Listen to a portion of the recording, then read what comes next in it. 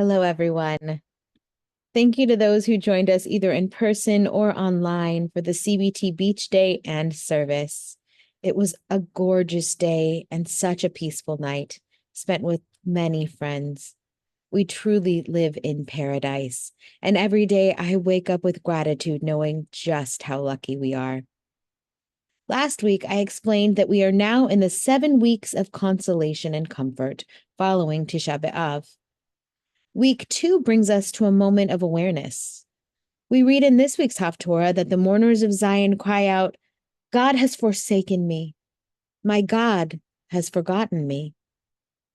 As we read, we may wonder, how can this pain be a part of the weeks of comfort? Where does this feeling of isolation come from? And can we build upon it towards a sense of peace and wholeness?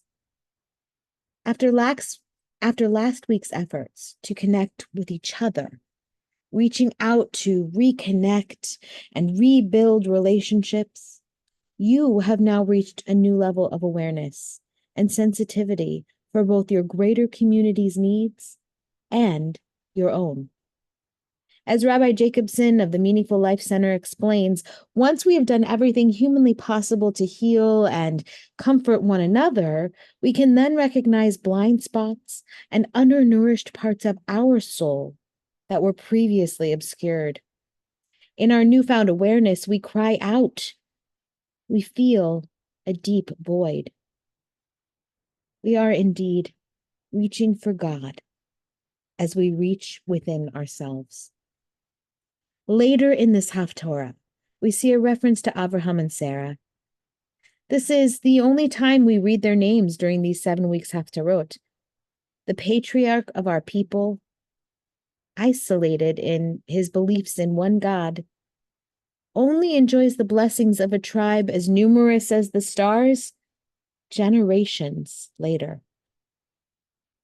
The future may be bright, but when promised, it is vague and unrealized.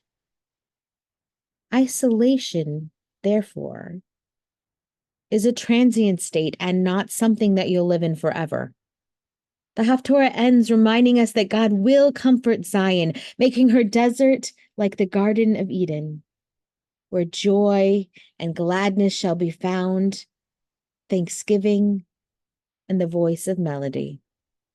There's a powerful solace in knowing that those overwhelming thoughts or feelings that you're fighting your battles alone are not permanent. You know that saying, if you're going through hell, keep on going? As we continue this week and our personal journeys towards Rosh Hashanah, I encourage you to take personal stock of your emotional well-being. Step into the wilderness, be it just a moment on your porch, a walk around the neighborhood, or a day at the beach.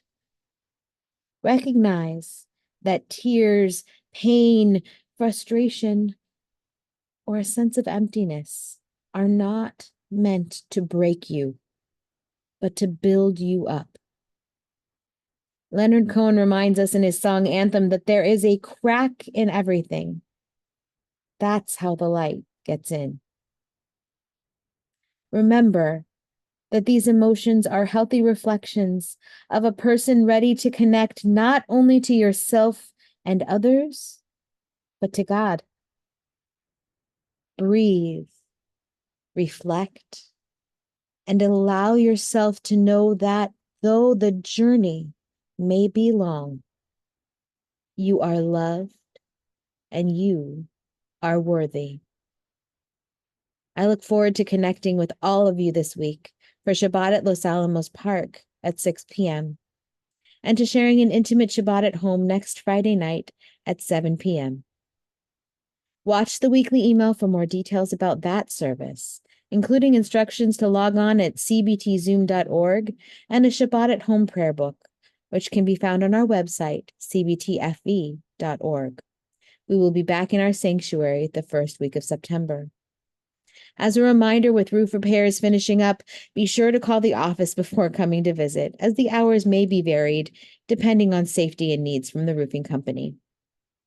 I look forward to seeing many of you this week as our voices joyfully join in the voice of melody. And we thank God for the blessings we currently have and those that we may have in the future. Take care and have a wonderful week.